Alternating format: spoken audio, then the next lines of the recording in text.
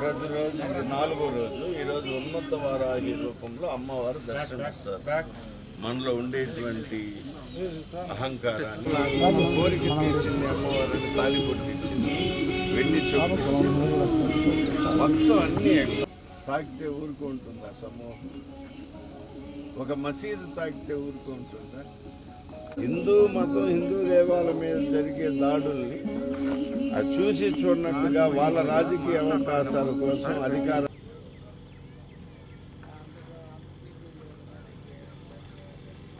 మనం చర్య తీసుకోలేము. 9వ తేదీ నేను ఇచ్చిన కంప్లైంట్ పైన వాళ్ళు సివియర్ యాక్షన్ తీసుకోవడానికి మనం ప్రయత్నం చేస్తాం.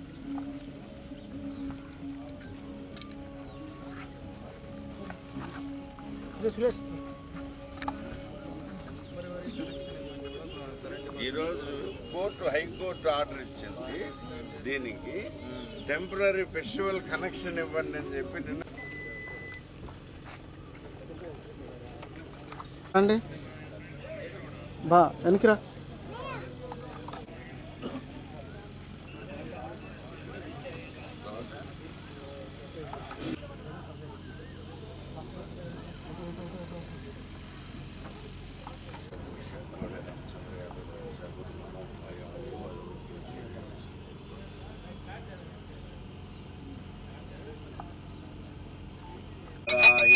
అధికార వార్త ఫలసి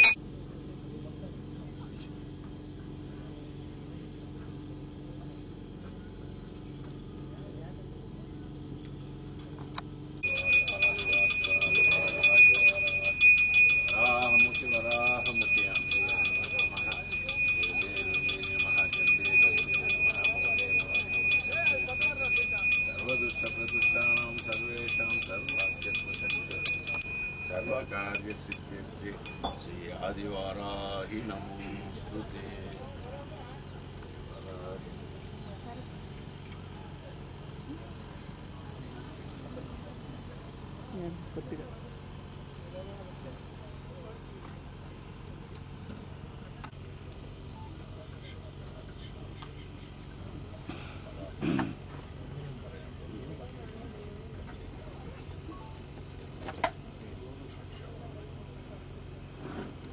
నేను అదే అన్నానన్నా.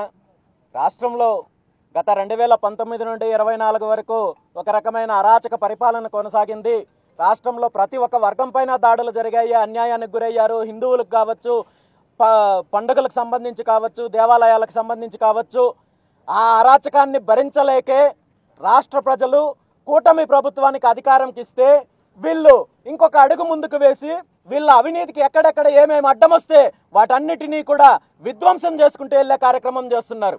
దీన్ని ప్రశ్నించాల్సిన ప్రతిపక్ష నాయకుడు ఈరోజు రోడ్ల మీదకి వచ్చి బల ప్రదర్శన చేసుకుంటూ జనాలను చంపే కార్యక్రమం చేస్తున్నారు తప్ప రాష్ట్రంలో జరుగుతున్న అవినీతి కార్యక్రమాలపైన కానీ, ప్రజా వ్యతిరేక విధానాలపైన కానీ, దేవాలయాలకు సంబంధించిన ఏదైతే విధ్వంసాలు జరుగుతున్నాయో వీటిపైన కానీ ప్రతిపక్షం స్పందించే పరిస్థితుల్లో లేదు. ఖచ్చితంగా ఈ విషయంలో ప్రభుత్వం ఇప్పటికైనా కళ్ళు తెరవాలి. ఖచ్చితంగా జరిగిన తప్పులను సవరించుకోవాలి. ఎవరైతే తప్పు చేశారో వాళ్ళ మీద చర్యలు తీసుకోవాలి. మళ్ళీ ఇలాంటి తప్పులు జరగకుండా, పునరావృతం కాకుండా ప్రభుత్వం చర్యలు తీసుకోవాలి. ఖచ్చితంగా తీసుకున్నట్లయితే దీని మీద పోరాటం చేద్దాం.